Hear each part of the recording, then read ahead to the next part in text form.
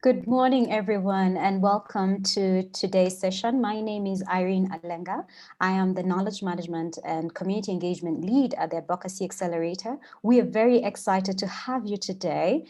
Thank you for coming in good time. We appreciate your punctuality. We would like to beg for your patience for the next 4 minutes so that we can let more attendees come in and then start our session. So you're very much welcome. In the meantime, we'd appreciate it if you could write your name, the institution you come from, and the country which you're representing. Thank you very much. We'll be back in 3 minutes' time.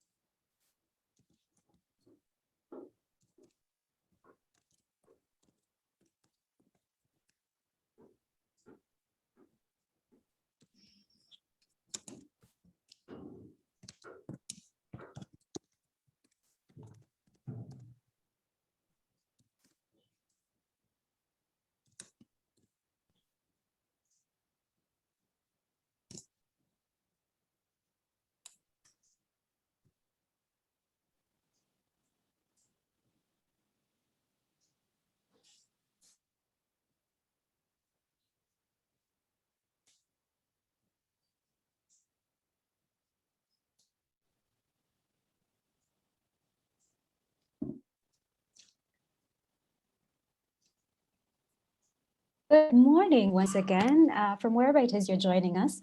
We're very excited that you were able to make time and to respond to our invitation to you to join us in a very interesting and candid conversation about the civic space and the restrictive laws and regulations in Eastern Africa. We're going to look at best practices and policy recommendations. My name is Irene Alenga. I work for the Advocacy Accelerator, and in the capacity of the Knowledge Management and Community Engagement Lead. It's my pleasure to welcome you today on our platform. I would like to go through our webinar norms as we start this dialogue so that we are on the same page as to how we will conduct ourselves for the next 90 minutes.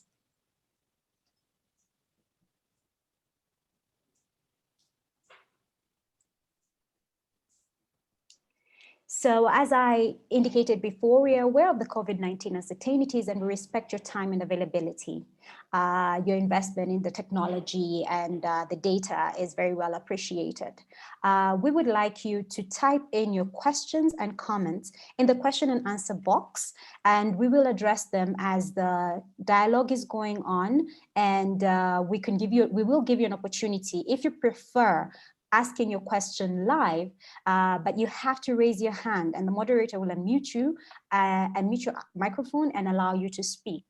All our panelists will use their videos and microphones when they're addressing the audience. And let's be respectful of each other's opinions. We are all knowers and keepers of information. Our hashtag for the day is strong advocacy. We shall paste other hashtags which you can actually refer to and tag in your social media platforms. Today, we're aware that our invitation went across Africa and beyond, so we are going to offer interpretation services. I would like to take you through how to use the virtual interpretation services. First, please select your language of choice in the language interpretation icon and mute the original language. The language interpretation icon is the global icon on your right side. Just click on it and switch to the language of your choice. So if it's French, please tick French, and then mute the original language. This will enable you to have a good experience and not have echoes during the webinar. Please, please, please stick to the selected language and only speak in that language during the meeting to ensure that our translators are able to offer this service more effectively. If you do decide to ask a question live, use your video only when speaking. I would like to also request all the participants and the speakers to turn on the microphone only when they're speaking or presenting. Otherwise, please mute. Today, we have a very good panel, and I'm very excited to go through the agenda. We're going to have opening remarks, then we'll have a panel discussion from our 5 institutions, and then we'll open a question and answer session, and then we're going to have a live poll and closing remarks. As I said, my name is Irina Lenga. I'm the Knowledge Management and Community Engagement Lead at the Advocacy Accelerator. I would like to request you to please, as a form of introduction, type in your name and the institution which you come from in the chat box, and everyone else will know who is with us today. It is my pleasure to introduce you to our communications, advocacy communications lead, Ms. Catherine Gugi, who will give us a few words from the Advocacy Accelerator. Catherine, you're welcome. Good morning, everyone. Good morning, Irene. Thanks so much. It is such a pleasure to have you all here this morning, and we really respect the fact that you've accepted our invitation and come to join us. At the Advocacy Accelerator, we primarily exist, as you'll be seeing soon on the slide, to provide platforms to advocates, technical assistance providers, and donors across this continent, with a view to just improving how advocacy is done and making sure that it gets the results that it really needs to get. We are so pleased to be partnering with Innovation for Change. Njambi Wagacha will be speaking next, and she'll tell you a bit about her organization and why this partnership, which is really a meeting of minds and a meeting of goals, is so important to us all. Thank you very much, Irene. Back to you.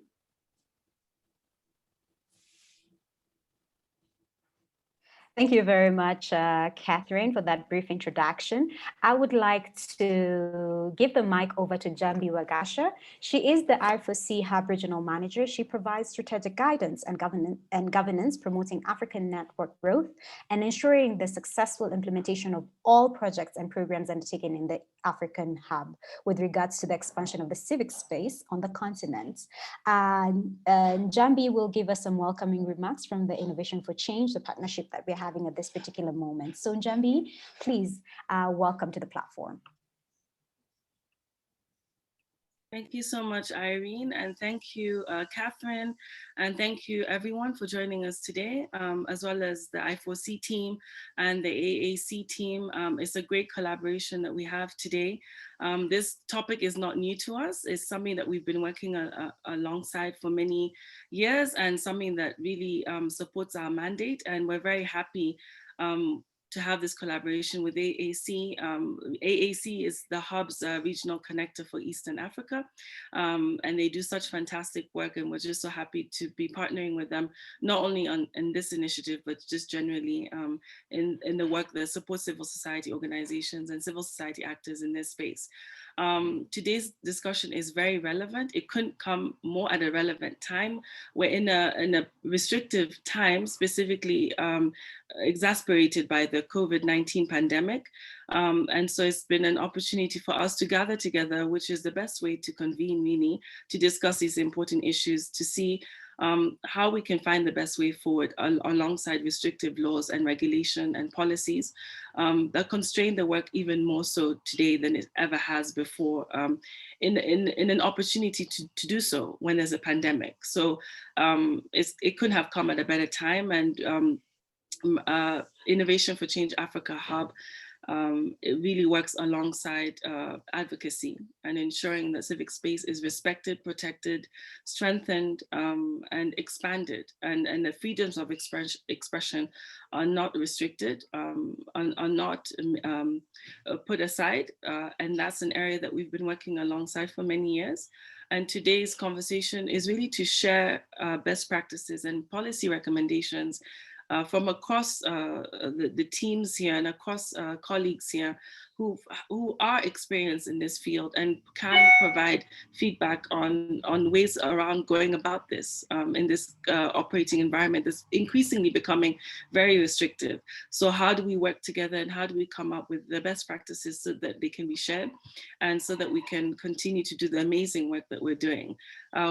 Innovation for Change itself has been focusing on this particular topic this year. We've worked with ICNL, the International Center for Nonprofit Law, that has done a really good research and background work on this topic that's really highlighted not only for Eastern Africa, but across the continent, the restrictions that come with policy and regulations and the impacts, not only funding, but ability to mobilize and operate in the region. And these areas are something that I look forward to hearing my esteemed panelists here and teams as well as colleagues here on this particular webinar to be able to share ways of moving forward and being able to enhance the amazing work that we're already doing. So thank you, everyone. I really look forward to this discussion.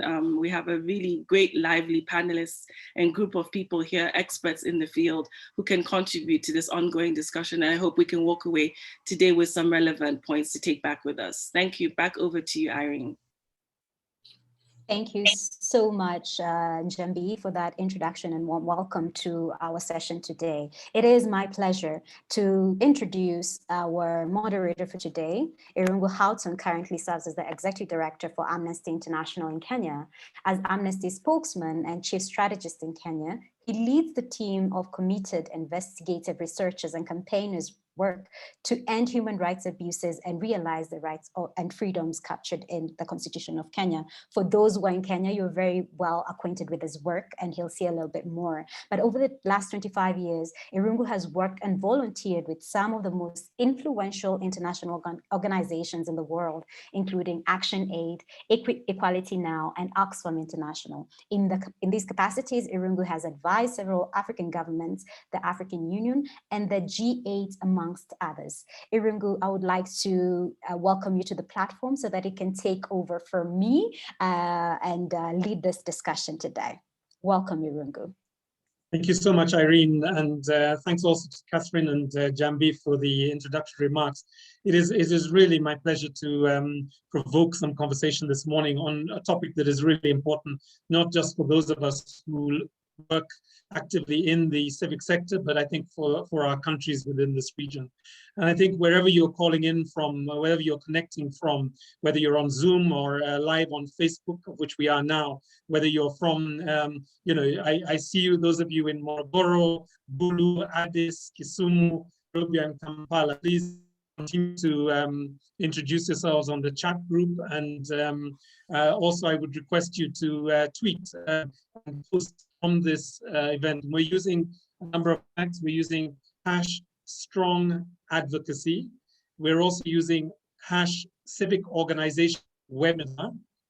And if you can also tag us at Strong Advocacy, and let's keep the conversations going, not just in the webinar, but I think in the space that we occupy. So once again, you're welcome.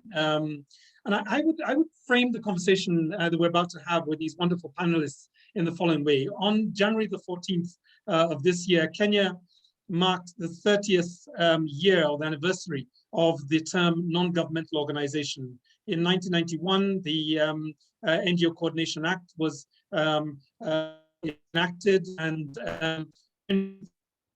of 3 decades of really interesting kind of national development and governance advocacy that we've seen.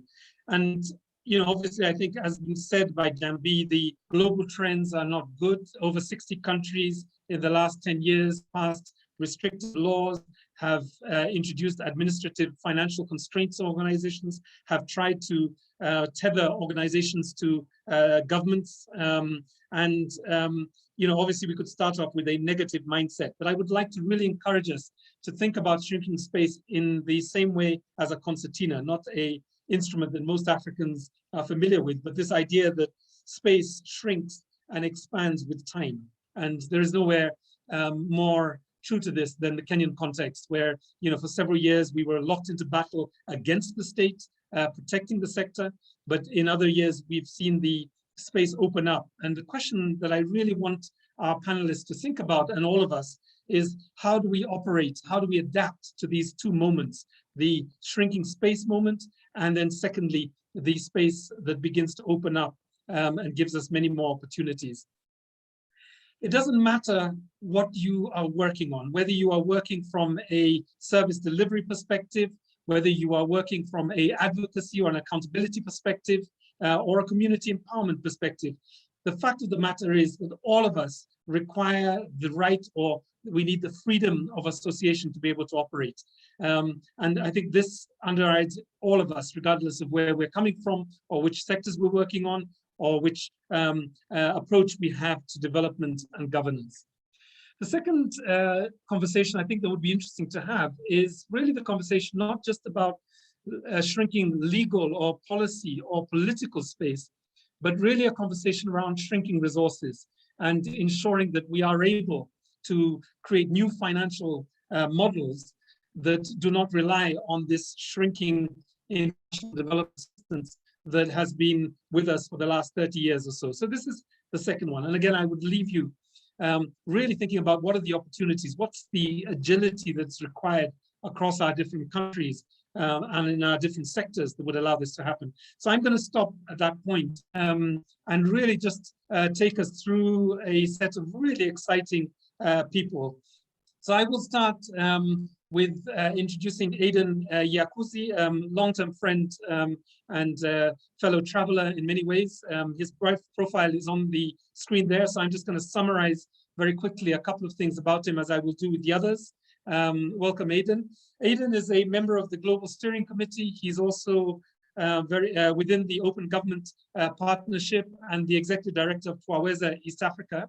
The second participant or second resource person, I believe we have the same order as there, so I'll ask you to move to the next one so that I don't confuse everybody by summarizing them, is Rose Maruru.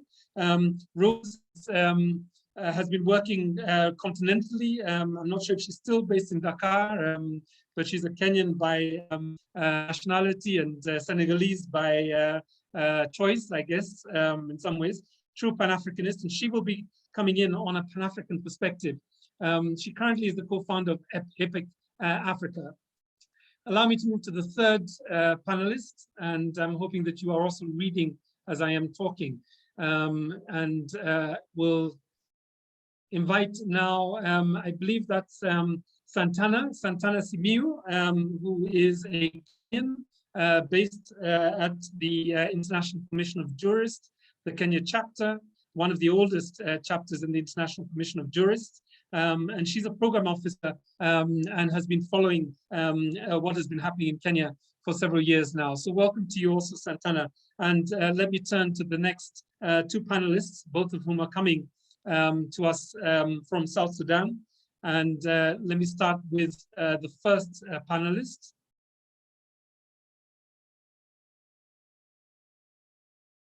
If I can invite the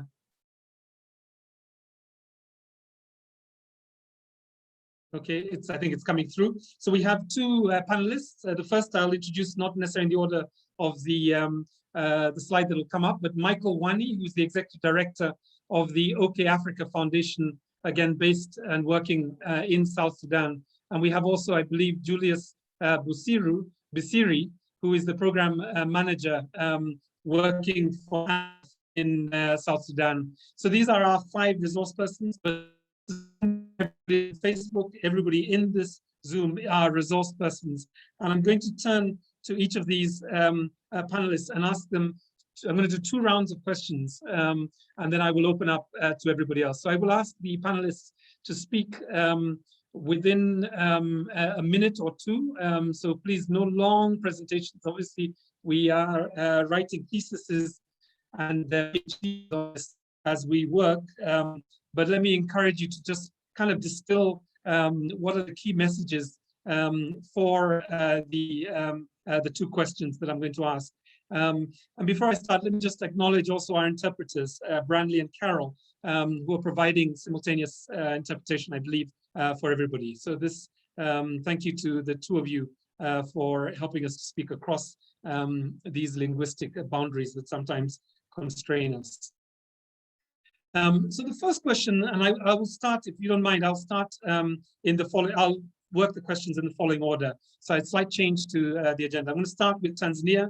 I will then come to Kenya. I'll go to South Sudan, and I'll come to the Africa lens. And this primarily is just to give us a sense of the bottom-up experiences. So I'm going to come to you, Aidan. I hope you are not going to crib from the other speakers. The same question to all of you. So what has the journey been like for you working on a restricted or a shrinking or even a concertina civil space type environment? What's the lessons that you would distill from the Tanzanian side, Aidan?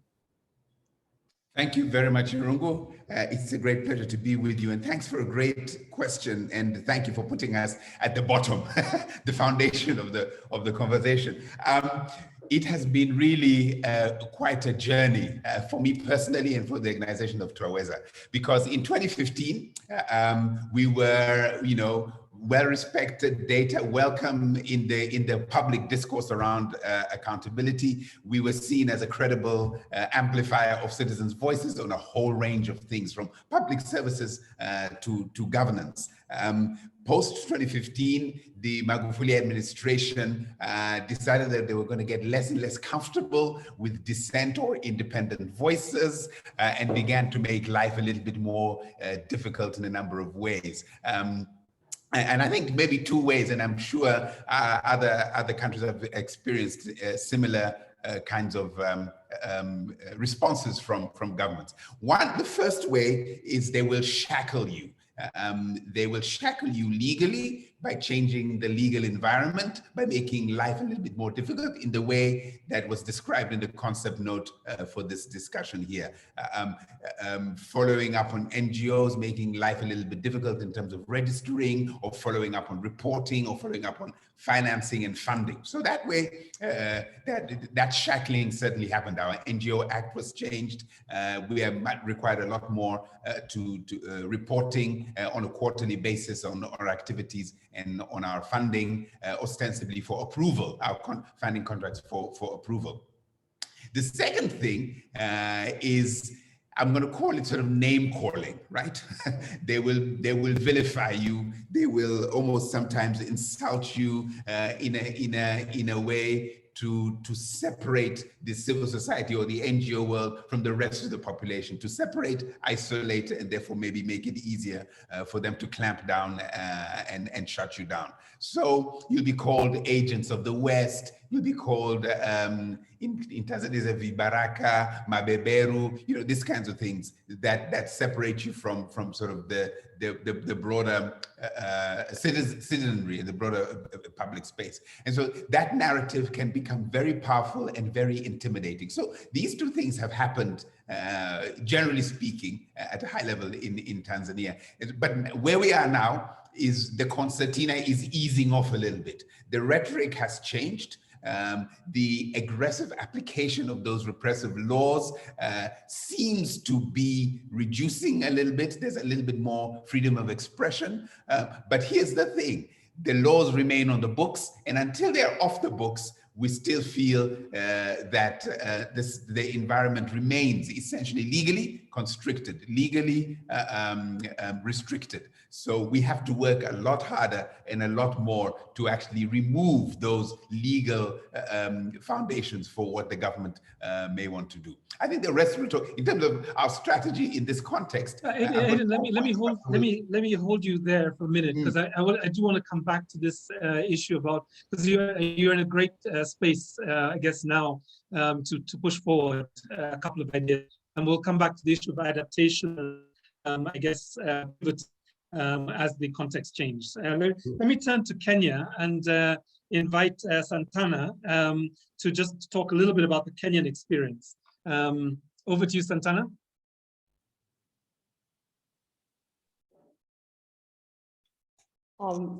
Thank you, Houghton, for the opportunity. For ICJ, the oldest human rights organization in Kenya, it's been quite an uphill task from the organization. Can I just interrupt you a minute? Just if you can turn your camera slightly down a little bit. Yeah, great. Now we can see your full face. So for ICJ, it's been an uphill task because ICJ was involved in, from the time of multi-party, the advocacy for multi-party democracy to the advocacy of constitutional reforms. And the government has used laws such as the Societies Act, which is it outlaws unregistered groups. So they mainly use this to curtail on the freedoms of unregistered groups, and they've also used the Prevention of Terrorism Act, which ICJ has not been affected by this, but we've seen other organizations, the civil society, being a target after, let's say, being in the forefront of, for example, organizations such as the Muslims for Human Rights and Haki Africa have in the past been listed amongst terrorist organizations after being in the forefront of campaigns against community land. And then, I'm not against for community land. And then also, this act particularly gives the Inspector General very wide discretionary powers.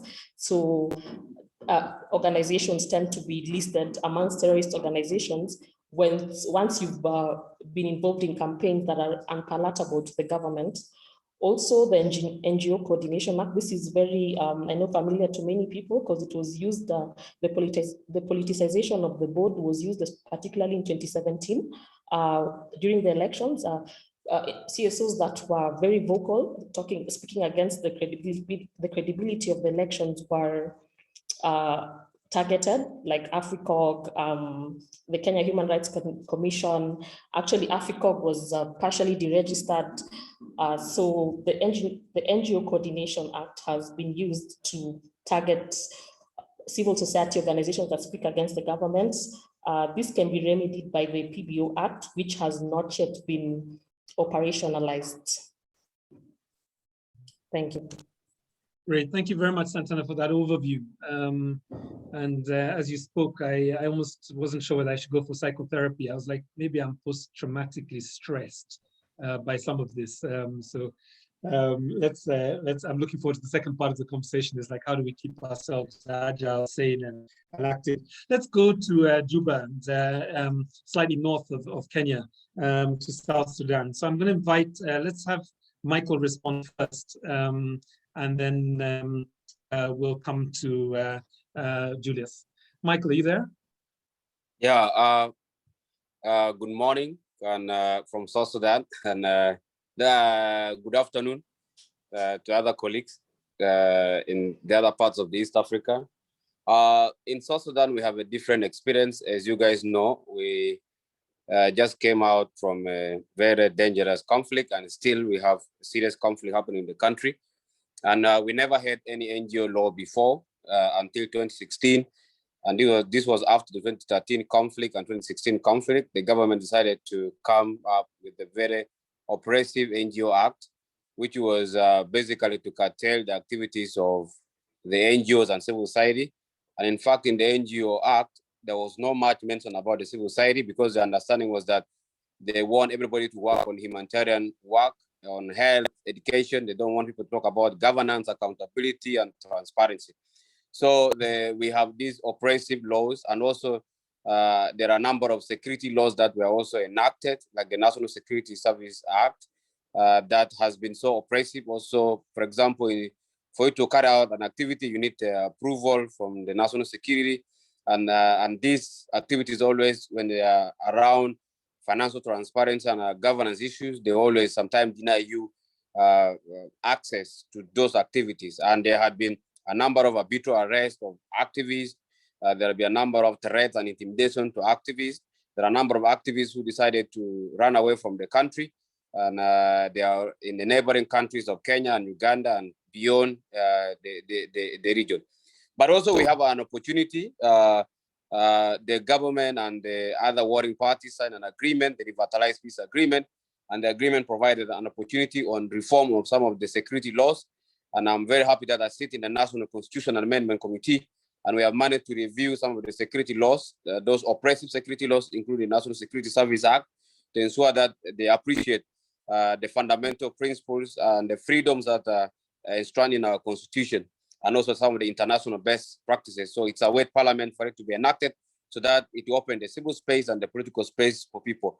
Also, we decided to do dialogues with the government and the security organs to understand our mandate, the civil society, and to understand the roles that we're supposed to play, because we understand that they don't even understand our roles, the civil society. So we decided to have some dialogues with them and visit and going to the offices, especially the key command of the security forces, to make them understand and organize some of the activities that will bring confidence and trust building between us and the security organs and also the government. Thank you very much. Thank you very much, Mike. You've basically taken us into the second part of the conversation. So, I think you're pushing us very in the right direction.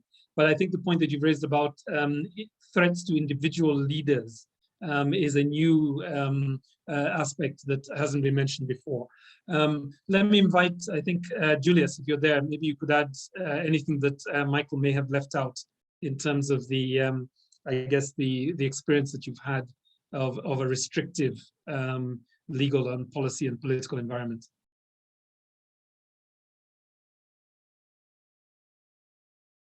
And in the classic, every webinar has to have a moment like this, right? If you are speaking, you are on mute. Please unmute yourself.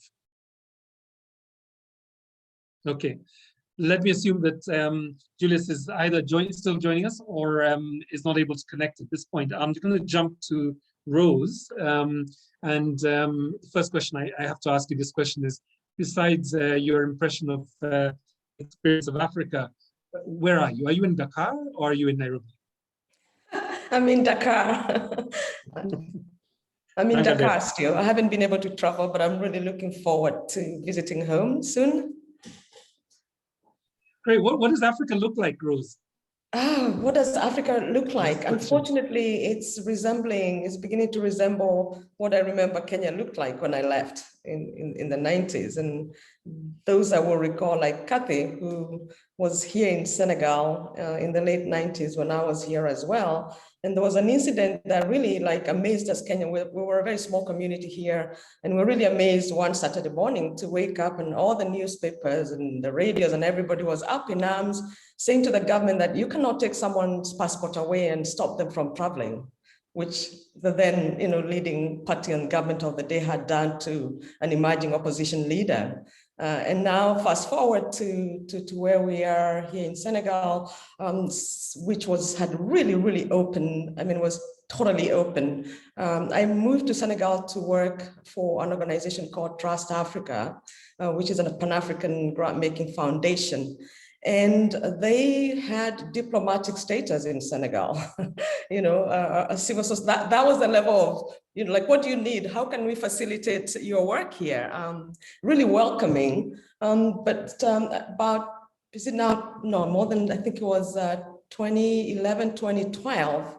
The government just, what seemed to us to wake up one day and decide we're deregistering or suspending all the agreements with several local and international organizations, and it was not clear why they did this. There was speculation, obviously, politically motivated, and others who were more generous thought that they were trying to rationalize this, the whole space, because at that time, so for example, Trust Africa was registered with the Ministry of Foreign Affairs. Other organizations were registered with the Ministry of Social Affairs. So there was a need actually to kind of rationalize and streamline what is the process. But where the process went after 2 years of being in limbo was for civil society, NGOs, and nonprofit to all come under the Ministry of Interior. So now you have to register or be registered under the Ministry of Interior, and the process is really arduous. It's never clear. No one can actually ever give you like a document. Okay, these are the 5 steps or 21 steps. It's you take this paper today and tomorrow. No, you should have brought the other one. Oh, they didn't tell you. No, you needed to have started there. So that's where we are, and we're required. NGOs are required to submit a 2-year plan and budget. And every 2 years then report. And what happens is once the 2 years end, there's a gap between when you get your next agreement. So therefore, during that period, you're not quite sure, where you are. For those that enjoy tax exemption, you're not enjoying that exemption at that time. So, the region, similarly, I mean, I hope, you all have been following what's happening in Guinea, in Cote d'Ivoire, etc. So it's not a good moment, I think, right across the continent, unfortunately. Great. Yeah, it's sad to hear. I mean, I think I picked up a lot of points there. I mean, I think the diversity of the continent, whether they are least developing countries, like Mozambique used to be up until recently, whether they're middle-income countries, that diversity, I think, is a complex situation. But I think what you're pointing to is this growing trend towards the development autocracy. I mean, the regimes of Rwanda and others that basically arrogate themselves the right or the only obligation to deliver development, and everybody else has to either work within the national plan or cease to work. And I think the last point really for me is this danger of us being placed under a security ministry. Rather than a developmental ministry, which I think is a common trend as well. So I think this is a good lay of the land. I think the first question perhaps gives us a sense of where these 3 countries and the continent more or less is. I'm going to turn back to do one more round, and we're going to open up and respond to some of the questions that are coming from all of us. And again, I'll ask our resource persons to be brief in their responses. So, leaning into Tanzania again, Aidan, you began to talk about 2015 was the turning point in terms of government NGO relations, and that we are now seeing another one in 2021. Talk a bit about, in these moments where you have the possibility of opening up dialogue, what are the kind of things that organizations could be doing? What are the kind of things that would help to pivot from a bad relationship into a more productive, mutually respectful relationship? Thanks, Irungu. I think one place to really start or solidify as NGOs is what your fundamental raison d'etre is, and why do you exist? Because from there you can build on a kind of relationship or mutual sense of respect with the government. Us as Twaweza, in trying to navigate this difficult time in the past, really focused on doing 4 things, and we learned these really through sort of trial and error and reading the things as they were. Number 1, we focused really on animating citizens at the hyperlocal level. Why? Because there was a sense that at the hyperlocal level, at the local government level, there is a slightly lower political temperature there. You're not making national noise, and so therefore you can sort of fly under the radar. But even at that level, where citizens and government or local government meet, there's more chance of catalyzing agency. Second, we found and worked with reform-minded insiders. We learned that government is not a monolith, and we can find people inside government that we can work with, we can advance the agenda, however slowly, but we also learned we must protect these people. If you advertise them too loudly, they could lose their jobs. So protect your insiders. Third, more generally, we tried to work hard at challenging the narrative that was being put out by the authorities, the propaganda, anti-NGO, anti-dissent propaganda. But the way to do this is not to respond with insult and indignation, but to do it with deep analysis, with evidence, and with really excellent, respectful communication, but you make your point strongly. Number 4, we try to expand our constituency beyond the usual suspects into the realm of young people, artists, women in marketplaces, etc. And so you build, you support, you catalyze a fresh pro-democracy, non-partisan coalition. All of these things put together put you in a position to be able to have a much more respectful, constructive, insightful conversation that you build on. And also from a position also of power. With your insiders, you get to know what the thinking is, and so therefore able to adjust your communication, your strategy, your tactics to be able to respond to that, and you protect yourselves from any backlash. So in summary, know what it is that you stand for, what it is that you bring to the table and offer, and do not shy away, do not lose confidence if you are then pushed back against that. Secondly, have a series of tools in your toolkit that allow you to navigate what will continue to be a changeable context until such time as the laws and the foundation is set, is much more stable. That's great, Aidan. Very, very clear in terms of things that can be adapted in different spaces. And I'm sure South Sudan is taking note, taking copious notes. We'll get a chance for them to create some notes as well. Over to you, Santana, in Kenya. What what are kind of what's your sense of where the Kenyan situation is at the moment? We're kind of like 400 days away from an election. We still don't have a PBO Act. We're still under the Ministry of Interior. What's it looking like from a Kenyan perspective in terms of new strategies? Considering 2022 will be an election year, so we're bound to see more intimidation of civil society, particularly those that work on elections. So personally, I think one of the best practices can be complying first with the regulatory requirements as you conduct your advocacy, because failure to comply with the regulatory requirements is one of the ways that the government hits you, because they look for anything. So whether it's filing returns or whatever, like I think we should begin there. And then also networks have come in handy because networks sort of, they provide an umbrella. So the government would be able to hit a particular organization because the network provides an umbrella. So civil society should come together for a common goal. This can also prevent the government. It makes it harder for them to commit the reprisals against the dissidents.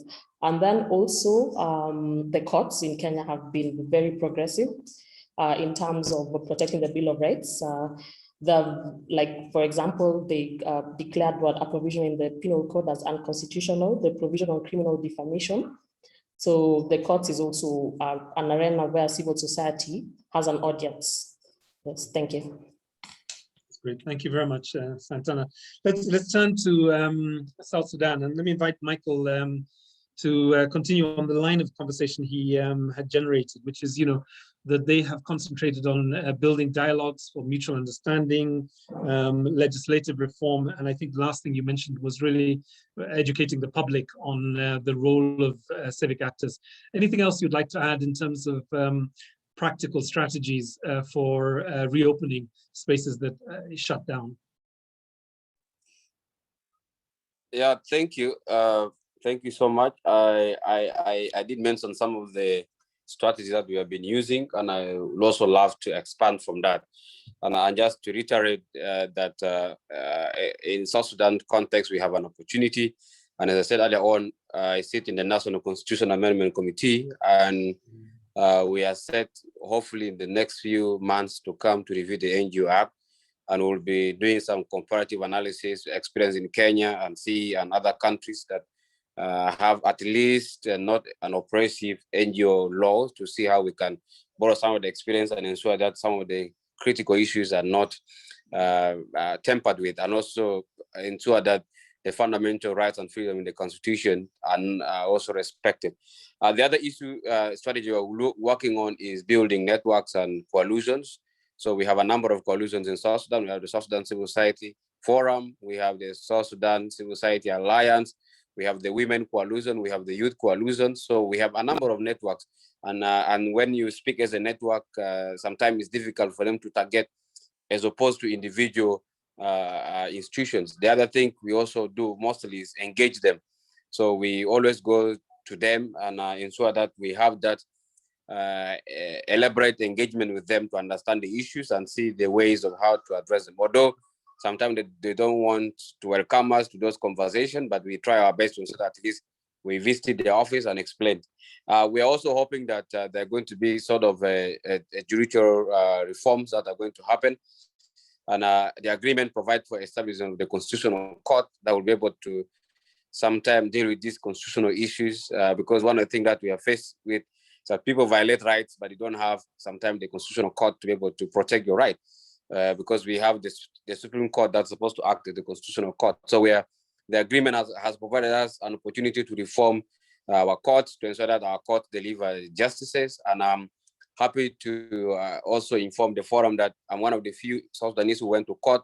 I didn't go to the East African court. I went to our Supreme Court here, and I have a court case, a constitutional petition on a violation of the rights of women. We have 35% affirmative action for women. So we are also banking our hopes on the courts to see how they can redeem themselves based on the agreement. And then these are some of the things that we are working on. Unfortunately, for some countries like Uganda, Kenya, and Tanzania, maybe your experience different from us because we have an opposition political parties that will be able to provide checks and balance the government. But here we don't have an opposition parties now. So sometimes they treat civil society as opposition parties because we speak to those issues that are supposed to be also said by the opposition parties. So the context sometimes is different, that you are not treated as civil society, you're treated as an opposition party, or and most often if you meet them, they will tell you, why can you form a political party? Because the issues you are speaking to are related to politics. And this is the issue that sometimes we are faced with more often. Thank you. Thank you very much, Michael. I mean, I think this issue of partisanship and impartiality and independence of the political parties is a constant theme across the region. So I do hope we're able to get a chance to this. Just following up on Irene's request that if you'd like to, during the question and answer session that's coming up, or the conversation session that's coming up, if you can just raise your hand and we will unmute your mic so that you can ask your question directly. I do have the questions by Owiri, I think also Kanali and Susan. So I will project those at the resource persons. So keep the questions coming, keep tweeting, keep posting. Let's turn again to the Africa lens. Over to you, Rose. What are you seeing in terms of creativity and agility in the sector across this, vast continent of ours, 50 plus countries? Well, thank you, Irungu, for that image that you gave of the contracting and expanding space, because that's been the nature of it. And I think for me, one of the takeaways has been that we haven't been very good at documenting, at interrogating and learning and sharing lessons. So even as we talk about best practices, we tend to, which is okay, it's not one or the other, it's both and more, just anecdotes and our memories of what happened. And there's really very little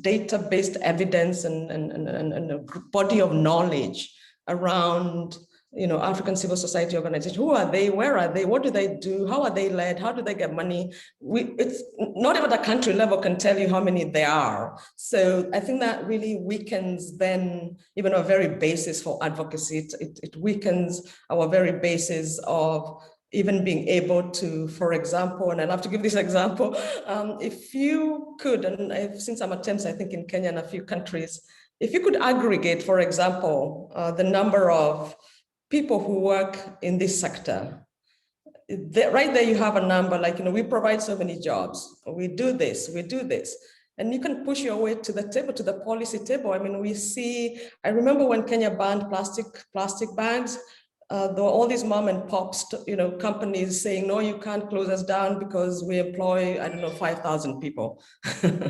When there are bad laws in Kenya that shrink our space or limit freedom, other than saying this is not fair, we never are really able to come with, like strong arguments, evidence of why you can't do this and what it's going to lead to.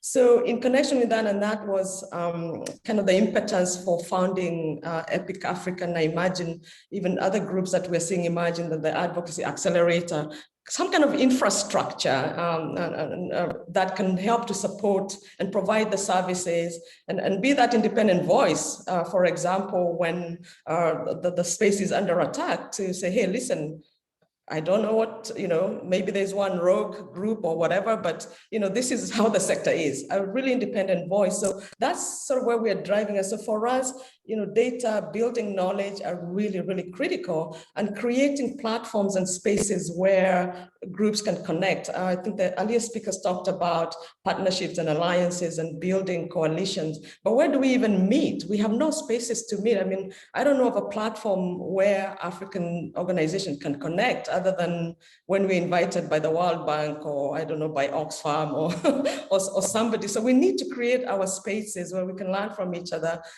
exchange information, etc. Because I believe that our leaders do meet and have a blueprint that they follow. I mean, a playbook that they follow.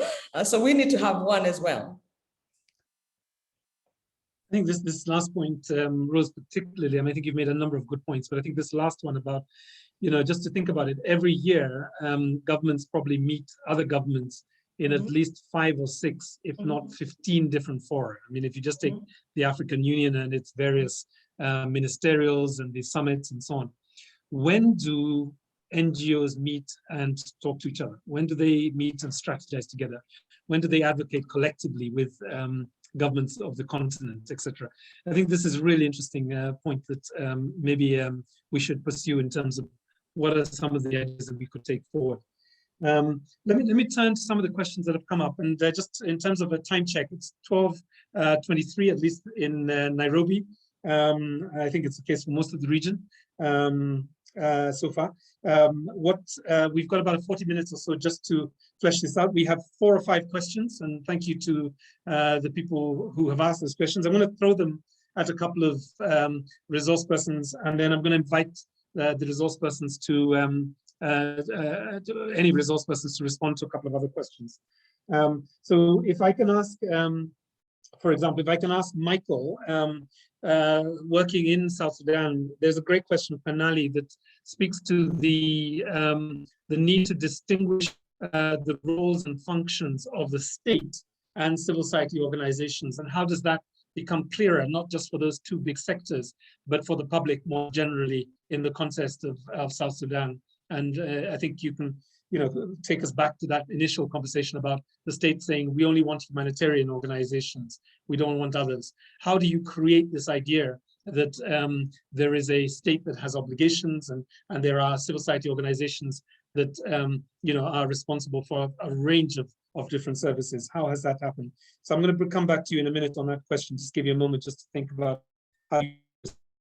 For Aidan, I'm going to ask you to respond to Susan's great question, which is a question about public trust deficit. How do you, and it's particularly important for Tanzania, you've had, almost 6 years of demonization, whether you're being called Wabeberu or whether you're being called the children of former colonizers. How do you recreate, again, as you say, the purpose of the sector and the value of the sector for the country? So this question I'm going to come to you. And then for the rest of us, let me invite you to just indicate whether you would like to answer the question that Owiri asks, one of which is, why is there this perennial underfunding of the education sector?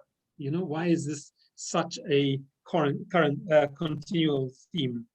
And then I think we have one more question about it's not just shrinking political space or the space to be able to maneuver, it's also shrinking resources, right? What are some of the things that we should be looking at in terms of creating new mindsets, new financial models that don't rely on the nearest embassy to like us, don't rely on these very small bundles of little project documents that we have to keep generating, that are increasingly getting shorter in terms of cycles, the money is getting less, and the restrictions on the funding is getting very, very myopic and microscopic, that don't allow us to respond to the various things. And as I'm basically creating some time for the resource person to think in terms of how they would like to respond. Back in 2014, around about November, I got a phone call from a wonderful woman by the name of Paula Kahumbu from Wildlife Direct, who's an environmental wildlife warrior. She said to me, Irungu, the government has just passed a law is about to pass an amendment that would cut off 85% of foreign funding to the NGO sector. About that time, 8,000 organizations, and probably in the range of about $6 billion, I think it was $6 billion that was coming into the sector. And the question is, what can we do about it? And I said, well, let's organize 15 or 50 NGOs to come together and have a press conference. And first of all, just clarify what we want to say about this issue. But secondly, issue a press conference. And I reached out to 10 directors, and each of them came back a little bit confused. And they said, we actually don't have a budget line to respond to this, right? And I remember saying, but we are talking about like $500 to $600. Take it from your salary and save the sector, right? The meeting did take place, but in the moment, I really got the difference between what it was like for me and others who started in the sector at the age of 25 in the 1990s, and money was available for rapid response work.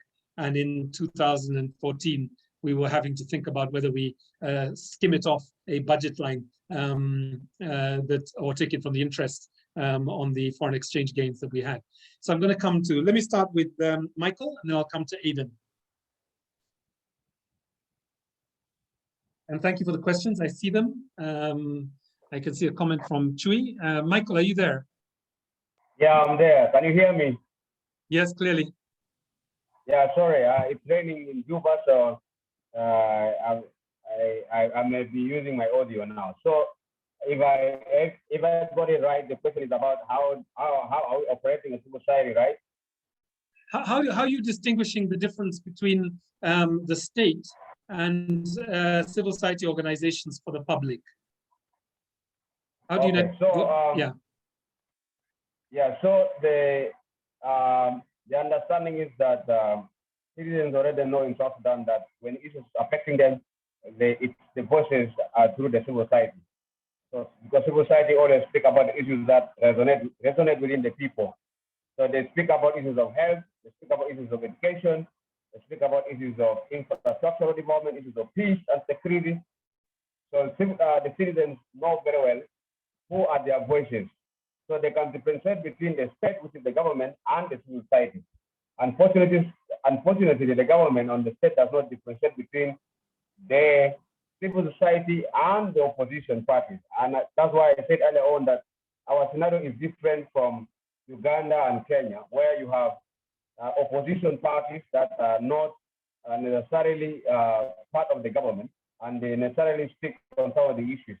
But here, in our context, they even regard civil society as opposition parties, because they understand that humanitarian organizations deal with humanitarian issues. You deal with the disaster response, you deal with humanitarian assistance, food, distribution of food, war projects and all these other projects of accounting. South Sudan, we produce oil. We export a huge deposits of oil. So they don't want people to talk about corruption within the oil sector. They don't want us to talk about anything about governance. You talk about food, people need to get food, and it's a good food. And that has been the challenge. But the citizens understand the critical role. That's why if any issue that arises within the community and nobody speak about it, they always say, oh, where are the civil society? We want you guys to talk about this issue. This is affecting us. We wanted to raise this up with the government. And also we have a weak parliament. Our parliament is, we have appointed members of parliament, they're not elected, so they don't even speak for the people, they speak for the people who appointed them. So the whole burden comes to civil society, how to shoulder all those responsibilities that are supposed to be meant for the members of parliament. So we don't have even a robust parliament that can also speak on issues of citizens. That's why it always has been shouldered on the civil society. My last issue is about the funding. Yes, I think we need to change our mindset and how we do business as a civil society, because we seem to be donor-driven civil society, and that's not how we operate. There are so many things that we can do without even getting funding.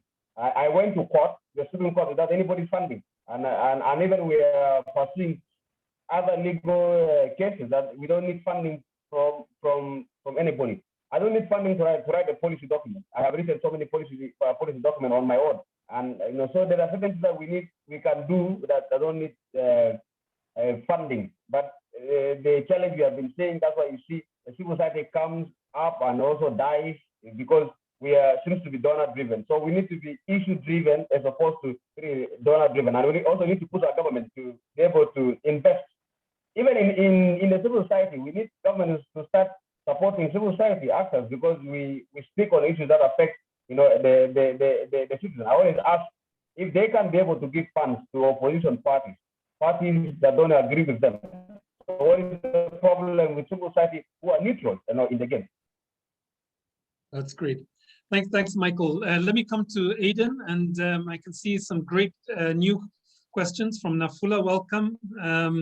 So the question from Nafula, which I will invite the panelists to respond to any of the ones that I've mentioned already, but let me just add Nafula's, and this is a very Kenyan, 19th of May, 2021 question, which is, how do civil society organizations avoid the label of unholy alliance with institutions like the judiciary in the wake of the judgment on the Building Bridges initiative that was a little bit of a shocker and a whiplash for the political class last week.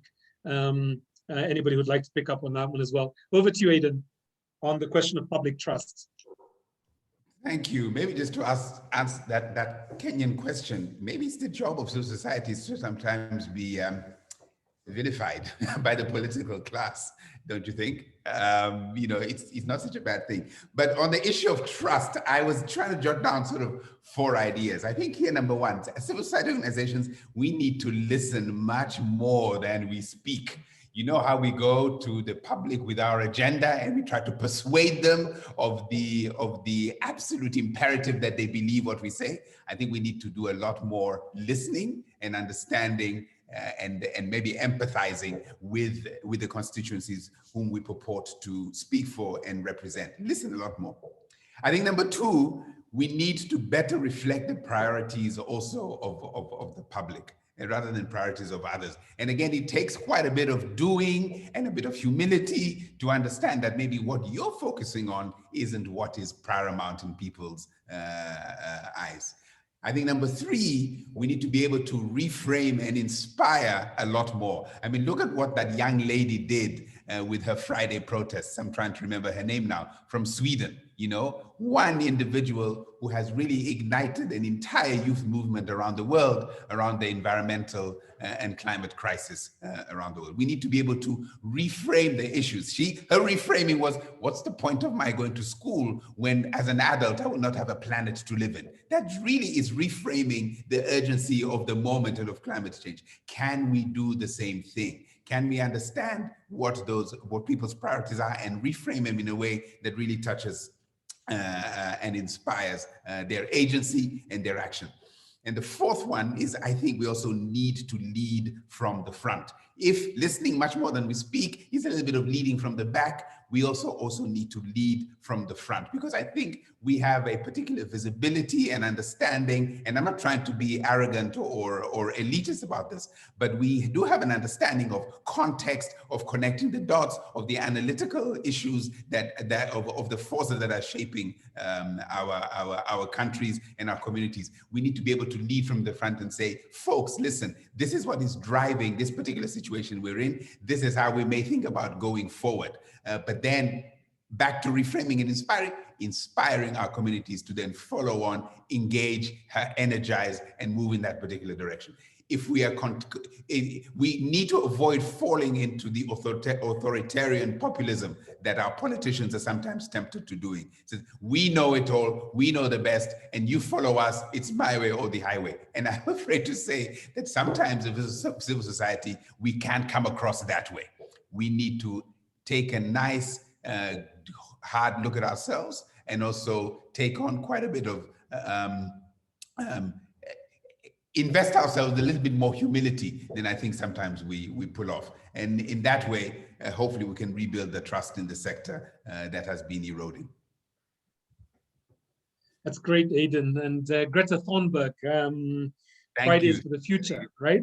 But also the Ugandan, the Hilda Nakabuye, who is also part of that movement and is very much one of us in terms of regional identity. Let me invite let's see, let me invite Santana or Rose, starting with Santana, to respond to any of the questions that have come up. Yeah, pick any of these questions. So there's a couple of questions. I think you probably have captured them, but there's a couple of questions on underfunding of education. There's a question on shrinking finances. There's a question on the regional CSO organizing.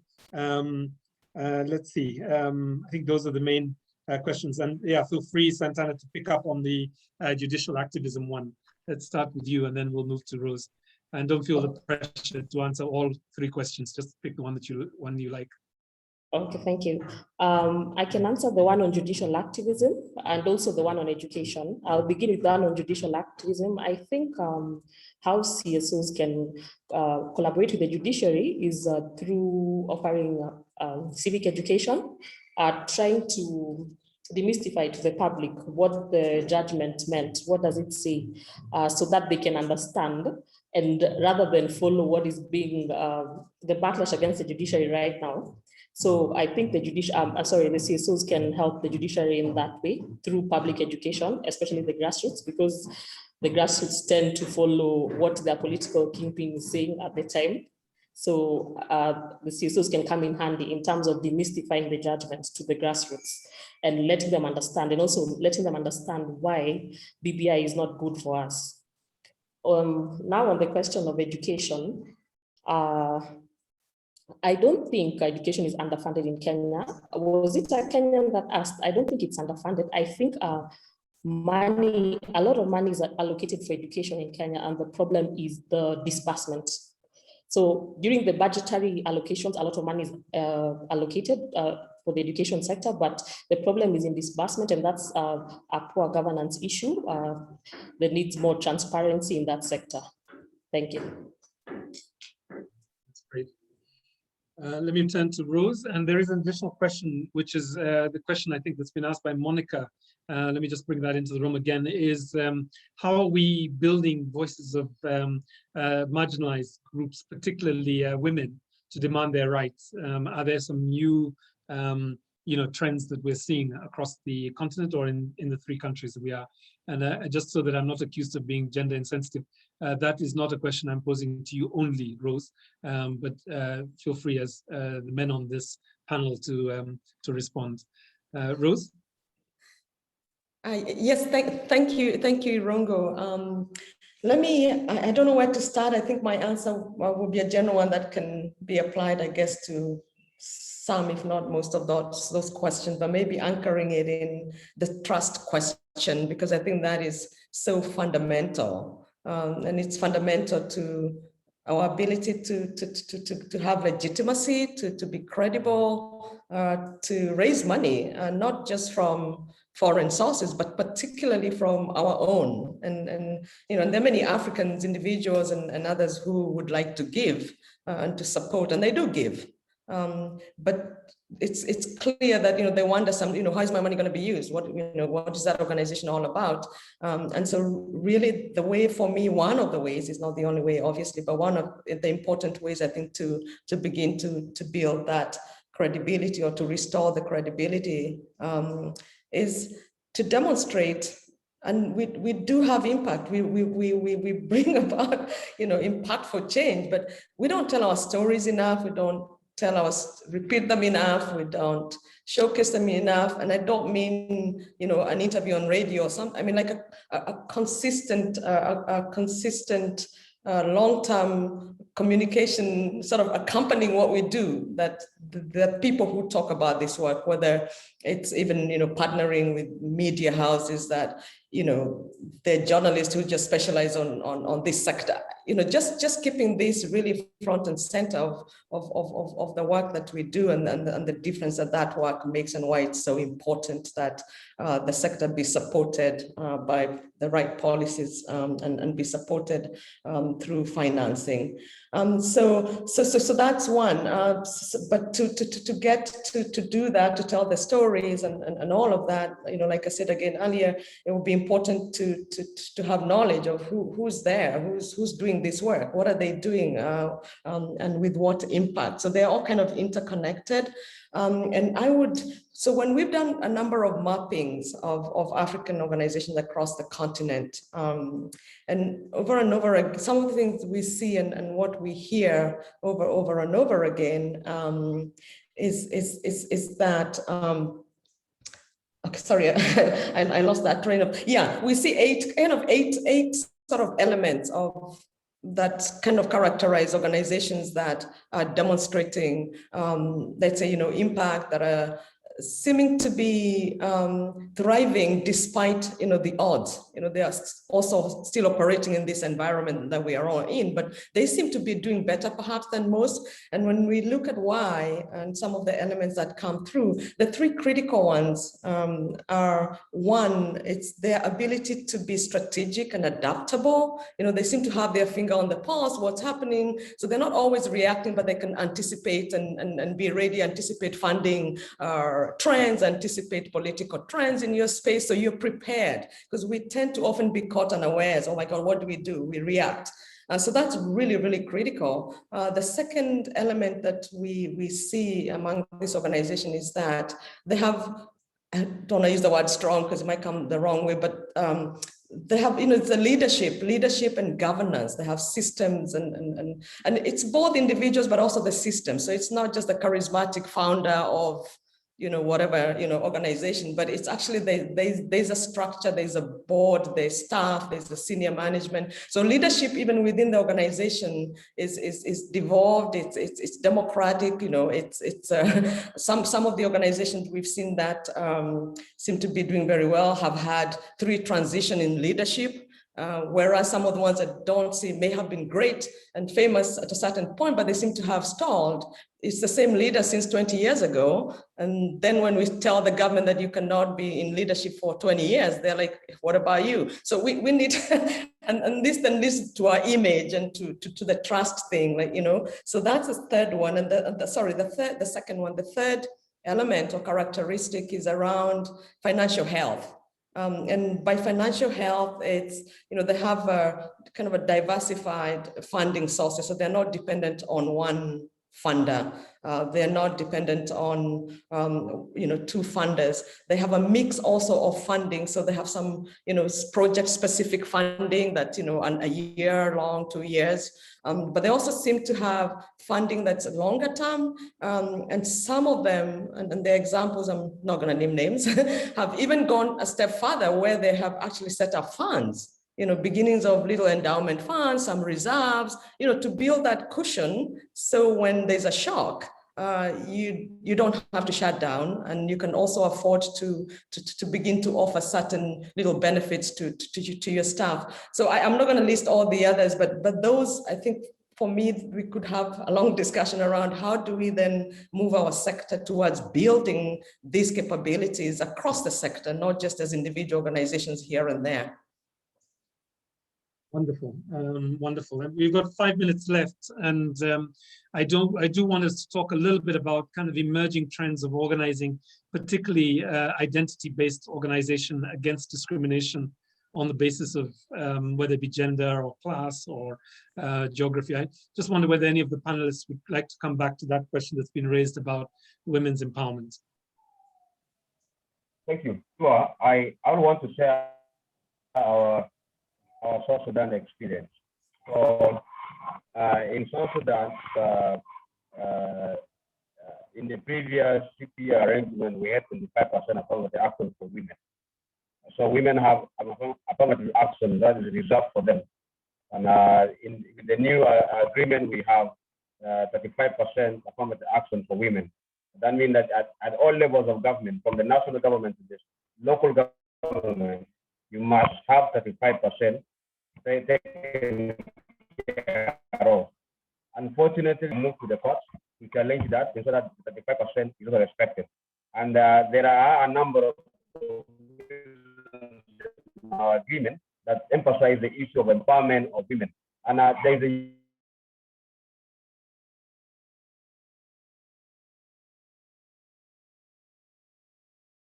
Unfortunately, Michael, I don't know if you can still hear us. In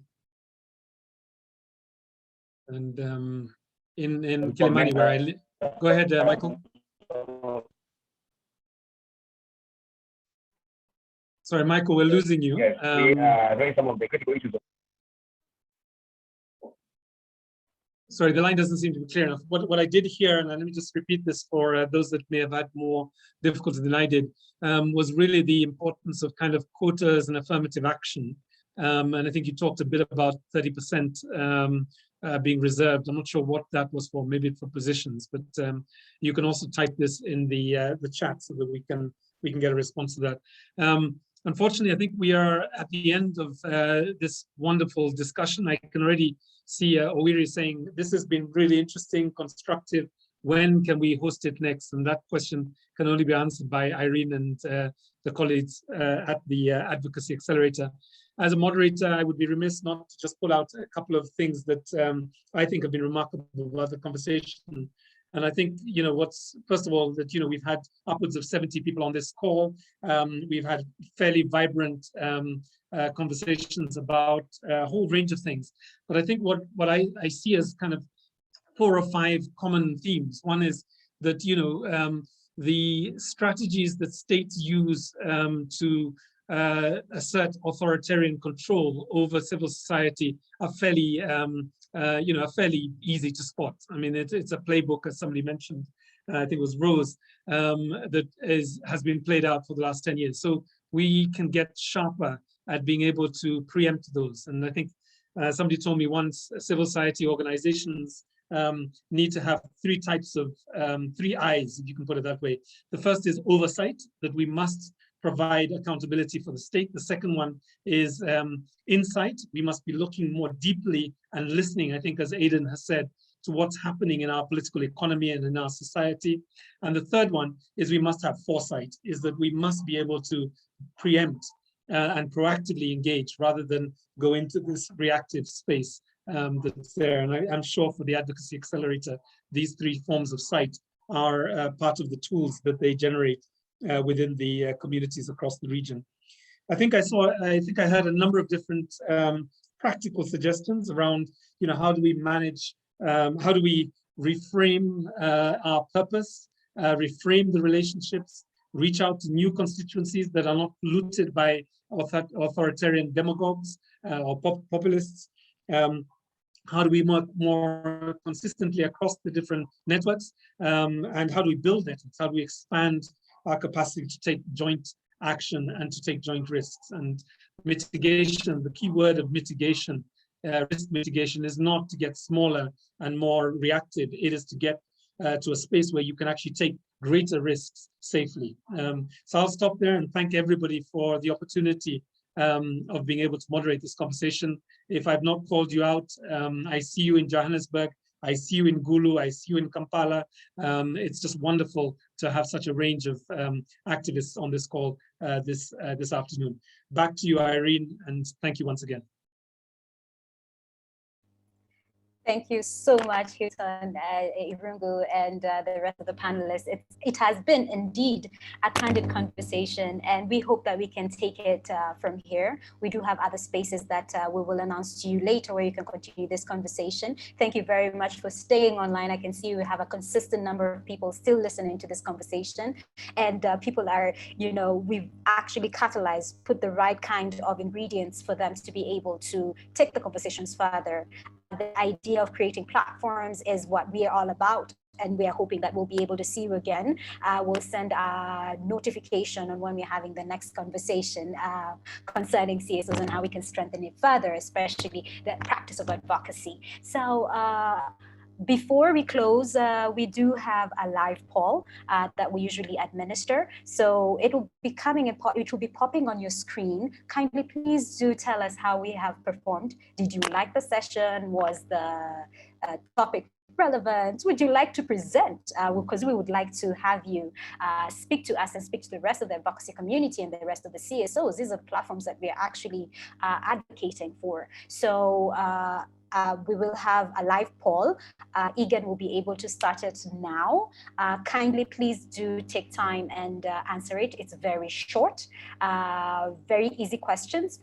For our French speakers, we've also translated in French, so you will be able to answer the questions. So we're happy and we thank you for taking the time to answer this particular questionnaire about your experience. I would like to invite Njambi to give a vote of thanks, and then we'll follow up with Catherine to be able to give us a few last words before we conclude our session today. Njambi? Yeah, thank you so much, Irene. I don't think anyone can see me. 1 minute. Yeah, thank you everyone for your participation today.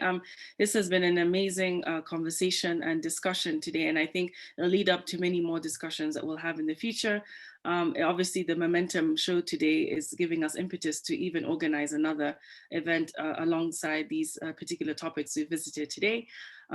Thank you, Advocacy Accelerator, AAC, our partner in the region, for your collaboration on this and your forthcomingness in being able to host this event today. Thank you so much, everyone. Back to you, Irene. Thank you very much, Njambi. We'll be making those announcements soon. Catherine, please take the platform and give a vote of thanks on behalf of the AAC. All right, thanks so much, Irene.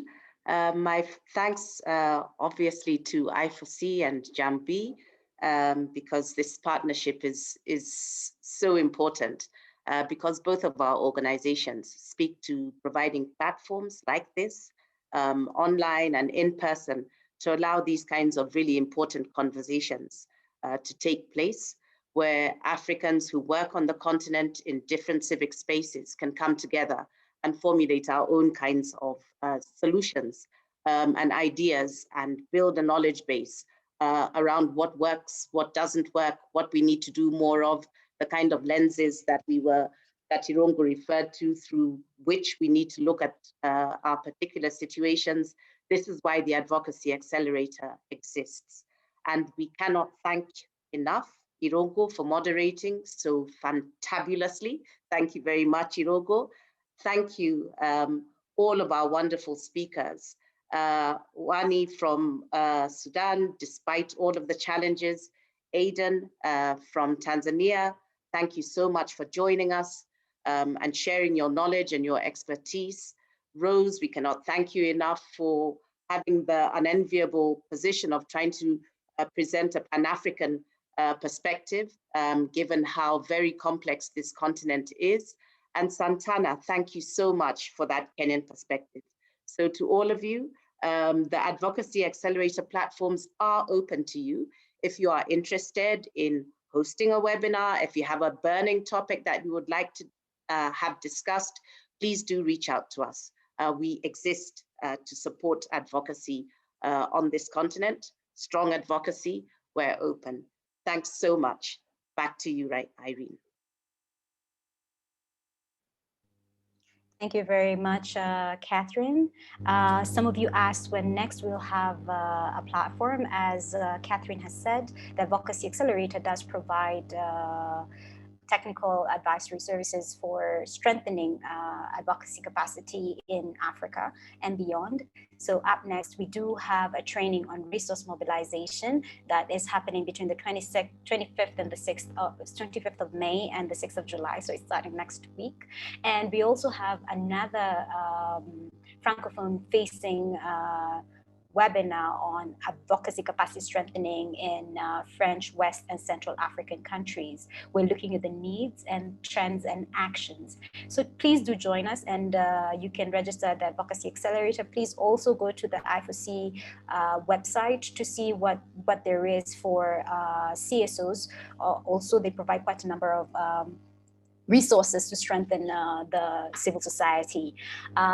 I early on announced of a live poll, which has been launched. So I would like to ask you to please fill in the poll, and we'll be able to get your responses and know what it is that, how it is that we can improve our webinars and how this particular webinar was. So kindly please take a minute to fill in the poll. So far, I haven't seen anything. It's a live poll, so you will be able to see the answers as you fill in the poll. So I'd like to beg you to please take a minute and fill in the poll that is popping on your screen at this particular moment. We welcome you to our websites and our social media platforms. Feel free to tag us on today's event, and feel free to join those platforms as well to get more information about what we do. With that, I would like to sign off now and thank everybody for being so cooperative. Please do fill in the poll. It's important for us to know how it is that how your experience was today.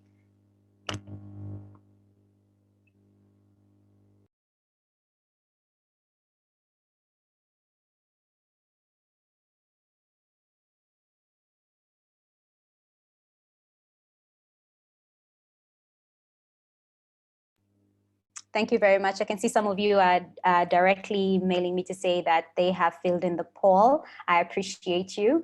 And without any further comments, I would like to wish you a very good day, and we hope that we'll be able to meet in other platforms. And yeah, happy connecting.